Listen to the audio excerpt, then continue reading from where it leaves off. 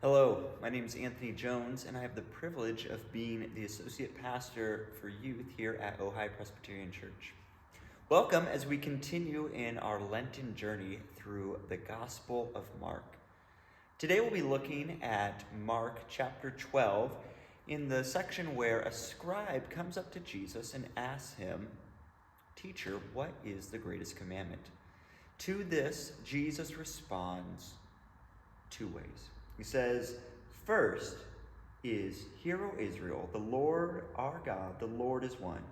You shall love the Lord your God with all of your heart, and with all of your soul, and with all of your mind, and with all of your strength." The second is this, "You shall love your neighbor as yourself." When I was in seminary, I had the privilege of taking a class, an independent study actually, where two of my good friends and I would read a book by one of our favorite philosophers and then just sit around and discuss it, write a paper, and submit it to our professor. It was a highlight of my time in seminary, and the philosopher we were reading was a guy named Soren Kierkegaard.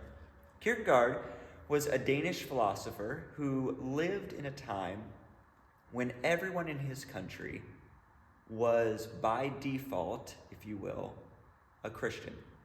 You were basically born, became a citizen, and were baptized.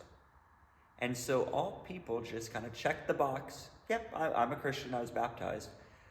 But Kierkegaard had a small issue with this, where he started to realize that people were just simply going along with their lives and not taking seriously what it meant to be a Christian.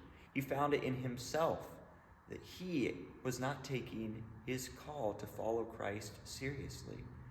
And so he wrote many, many works challenging the church, challenging people to take the call of discipleship seriously. And so he writes a book about this section in particular, looking at this command, "You shall love your neighbor." And he writes this, and he starts out first and foremost by looking at that first part of it, you.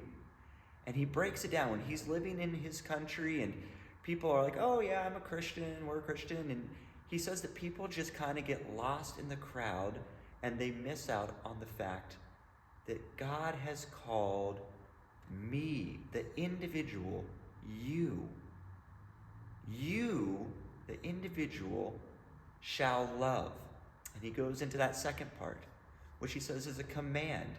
You, individual, shall love. You are commanded to love. This is not an option. This is not something that you do if you feel like it or not. This isn't some good advice that makes you feel good. But Kierkegaard says it is a command. You shall love your neighbor. That's the third part that he breaks down. So he spends hundreds of pages looking at the you, hundreds of pages looking at the shall love, and then more time talking about the neighbor.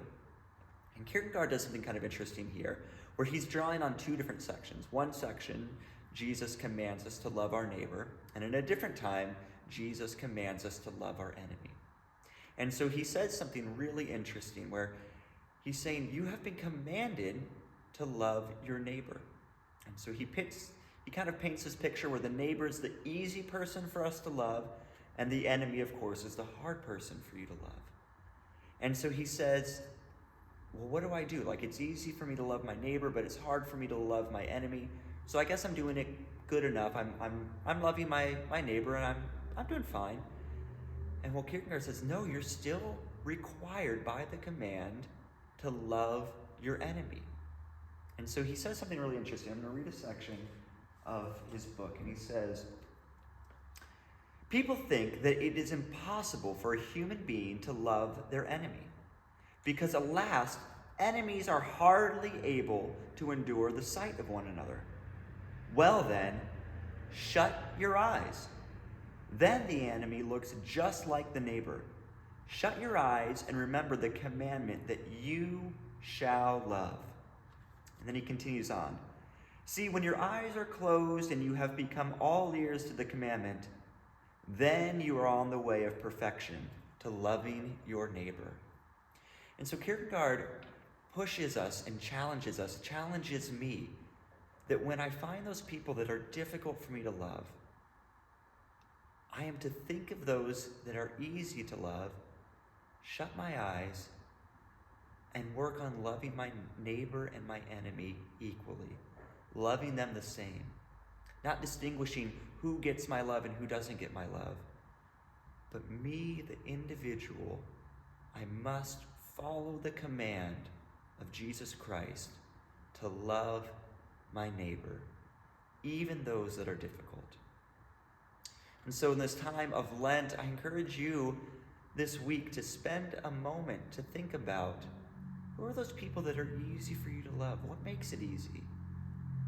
And who are those that are hard for you to love? What makes it hard? And to bring that to God, asking for help to close your eyes so that you cannot distinguish and love both neighbor and enemy.